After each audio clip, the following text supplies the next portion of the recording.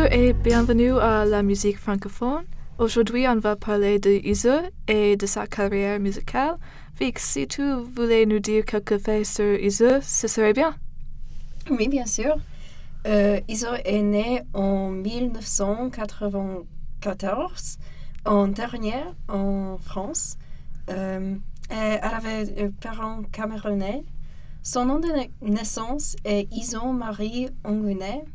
Elle a commencé sa carrière sur la compétition télévisée Nouvelle Star, où elle a fini à 2e place. Et maintenant, elle a créé 5 albums et EP.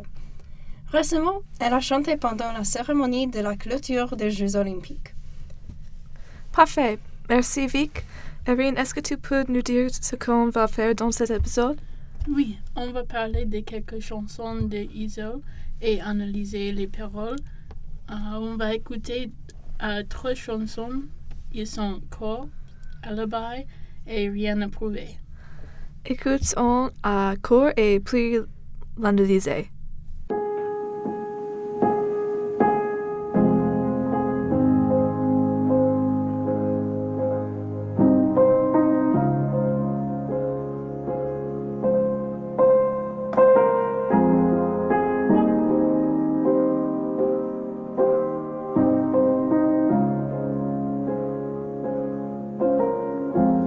Le corps nu sur le sol, je me fais du mal depuis des années.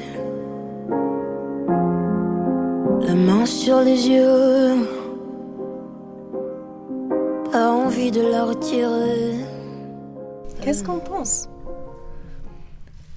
Je pense que c'est une bonne chanson. Les paroles sont un bon commentaire sur la santé mentale. Elle se met à nu ses défis et ça rend la chanson puissante et touchante pour l'audience. Elle dit « J'ai ces bruits dans ma tête et j'aimerais que ça cesse, mais en vain. » C'est une parole que beaucoup de gens peuvent s'identifier. N'importe comment vous vivez, tous les gens ont des doutes ou des voix dans la tête qu'ils ne veulent pas entendre. Oui, je suis d'accord. J'ai aussi trouvé très intéressant la vidéo qui accompagne la chanson, dont Izo est nue, sauf pour le plastique qui l'encercle.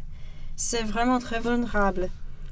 C'est clair que corps dans le titre et la chanson est son propre corps, le corps de Izo, et ça correspond à son activisme pour la positivité du corps. Oui. Et pour moi, les paroles sont vraiment touchantes. Par exemple, avec les lignes comme le corps nu sur le sol, je m'en fais du mal depuis des années. La main sur les yeux, pas envie de le retirer. Et un pardonne-moi, Père, oui, insolent, je l'ai été. Et pour moi, c'est évident qu'elle a des difficiles intérieurement et elle a des émotions conflictuelles pour être avec sa relation avec son père, mais clairement avec sa relation avec son image de soi aussi. Et ce message et conflit est quelque chose que beaucoup de gens ressentent et potentiellement quelque chose que les gens ont trop peur pour parler, mais à cause de ça, cette chanson est vraiment importante, à mon avis. Une bonne analyse. On écoute la prochaine chanson, Alibi. C'est une chanson avec 3 artistes, Sevdaliza, Pablo Vittar et Izo.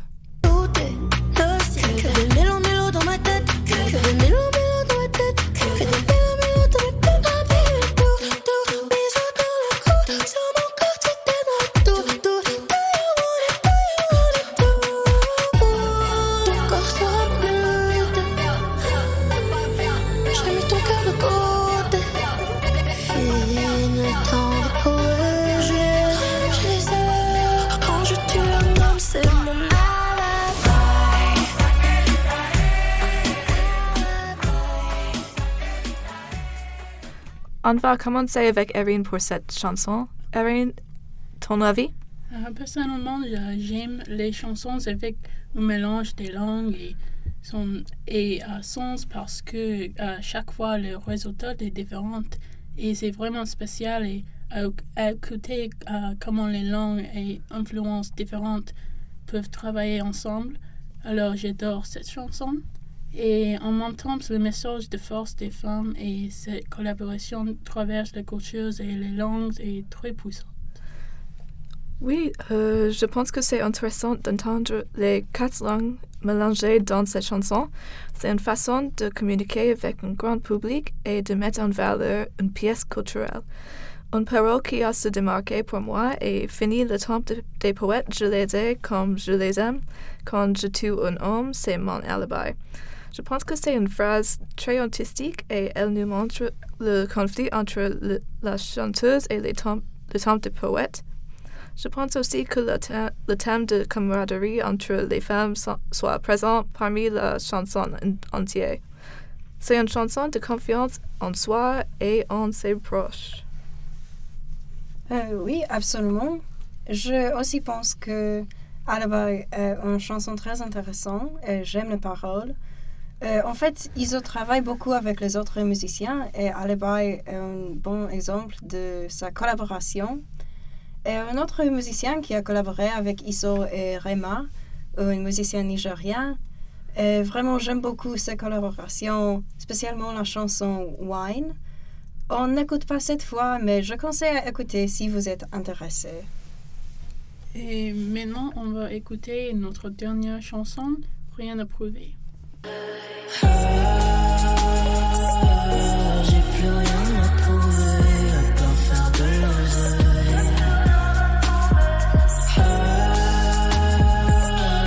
J'ai plus rien à prouver à part faire de l'oseille. Le ventre vide, rien dans les poches. Pas un rond pour acheter le succès mérité. Combien m'ont tendu la main, pas un croche. Artiste aigri, en perte de vitesse, avide de gloire, de reconnaissance, ils m'ont fait peur. Je pense que cette chanson est puissante.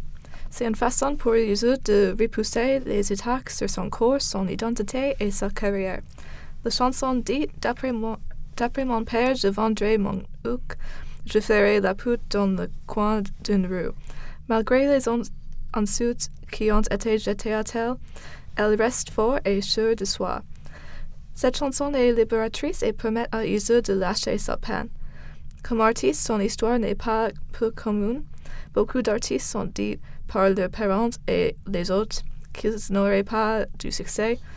L'art est un travail difficile, mais les artistes le savent déjà. C'est plus important de le soutenir, pas les douter. Pour moi, cette chanson démontre vraiment la potentiellement tumultueuse relation qu'elle avait avec ses parents au début de sa carrière. Et comme tu as dit, elle nous a donné ces paroles puissantes où elle se souvient des moments où ses parents et son père en particulier ne supportent pas ses ambitions.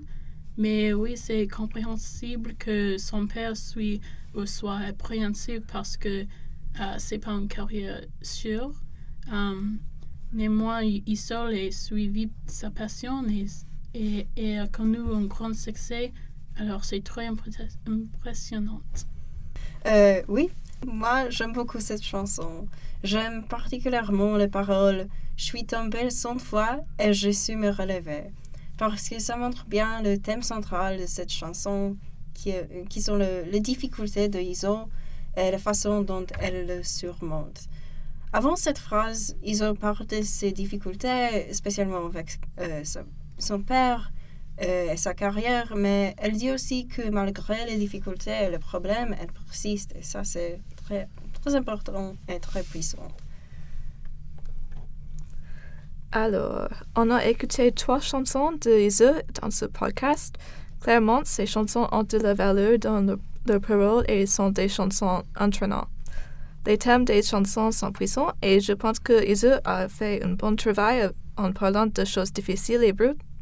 Que pensez-vous, Vic et Erin? J'aime beaucoup les paroles et le thème de ces chansons, mais en fait, j'aime surtout les mélodies et le rythme. Ils ont une énergie vraiment super et je écouterai leurs chansons bien après ce podcast.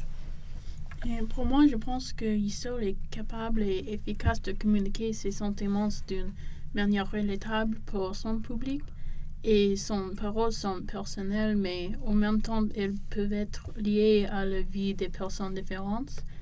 Et elle est vraiment talentueuse et inspirante, à mon avis.